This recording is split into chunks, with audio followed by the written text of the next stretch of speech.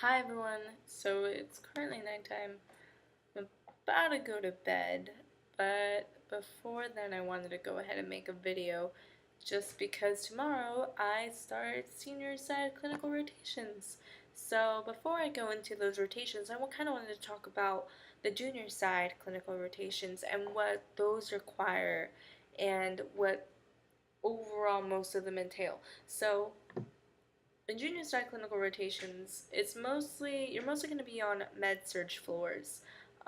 So pretty much if there's a complication or something like that, they'll be on a med surg floor and you'll take care of them.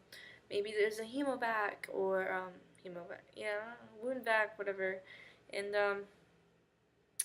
things like that. But definitely, I would say the best advice I could give you for junior side clinical rotations is ask questions. If you have questions, ask them because in phase one, they expect you to know a lot more and expect a lot more out of you. So ask questions now. And if you want to see something or you have a goal in mind, let your RN know. Hey, ma'am, I want me. I gotta get 2 IV certification sticks. I gotta have one more. You think if you have a patient that needs an IV, let me know, please. Let them know. And guess what? They will work with you. If you show initiative, they're gonna be like, alright, alright, specialist, I got you. Things like that.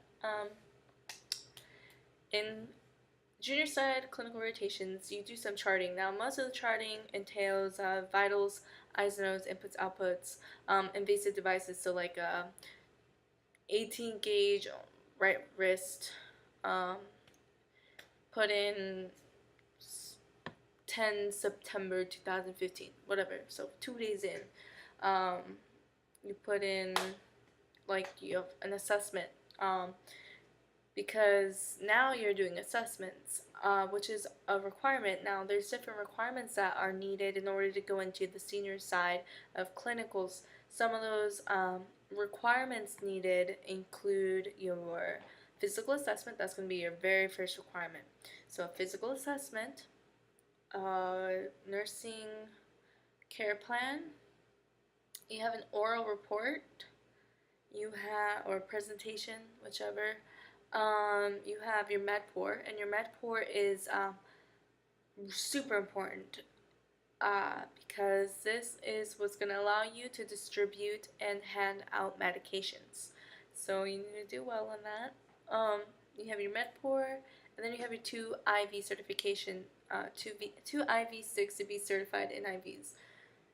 Now the thing about those IV sticks are you have until you finish senior side of clinicals. So you have quite a while, but the faster or the quicker, earlier that you get those done, the better, because then you're able to go and do them your own and you don't have to be watched over and like, okay, alright, I know you know what you're doing, but now I gotta watch you and things like that. Now you can just go ahead, it saves you time, it saves your RN time. So get certified right away.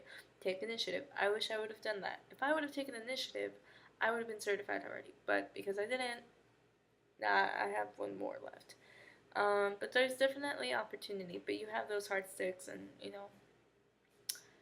just take the problems as they go. Other than that, that's pretty much it. I would say junior side is definitely the time to ask the questions.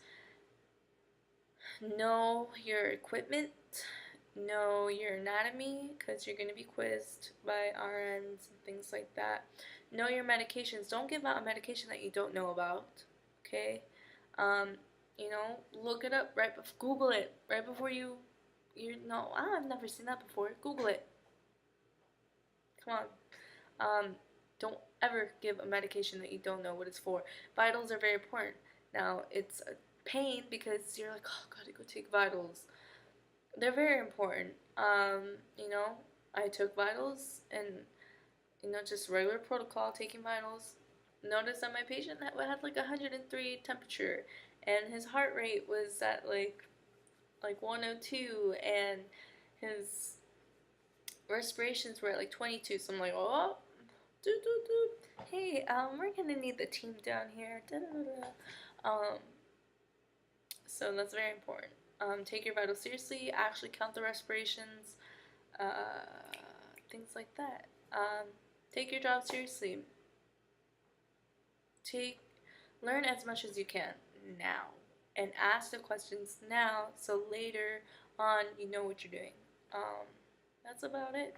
Other than that, I'm gonna go to bed because I start senior side tomorrow and it's orientation, so that means I get to go in later, which means I get to sleep in. I get to sleep in. I get to sleep in. So I get 9 hours of sleep. So I'm gonna go to bed and take advantage of those 9 hours, because usually I wake up at 4 in the morning and not 7 like I will tomorrow. So praise the Lord to that. Anyway, I'm gonna go to bed. And if you have any comments, questions, concerns, let me know. I'll be doing videos about those requirements, so I can further explain them in detail. But other than that, this video is long enough, so, you know. Anyway, good night, and, or good morning, wherever you're at. Good afternoon. It's always a good time, so, whichever. Anyway, bye, and make sure if you have any comments, questions, concerns, let me know, and I'll try my best to get those answers to you, okay?